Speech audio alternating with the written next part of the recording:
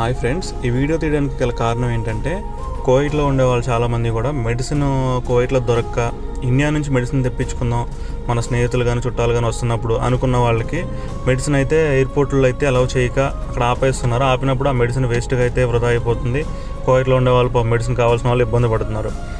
మేము అలా ఇబ్బంది పడ్డాం. తర్వాత మా స్నేహితుడు ఒకరు కువైట్కి వస్తుంటే మాకు మెడిసిన్ అర్జెంట్ కావాల్సి వచ్చి విజయ హాస్పిటల్కి అప్రూవ్ చెయ్యి అక్కడ డాక్టర్ గారి ద్వారా ఆ మెడిసిన్ తీసుకొని ఆ మెడిసిన్కి ఎక్కడా కూడా ఆపకుండా మనకైతే పర్మిషన్ లెటర్ అయితే ఇప్పించి మనకు మెడిసిన్ ఐస్ బాక్స్లో పెట్టించి సేఫ్టీగా మనకైతే కువైట్ వరకు డెలివరీ చేయడం అయితే జరిగింది పర్మిషన్ లెటర్తో.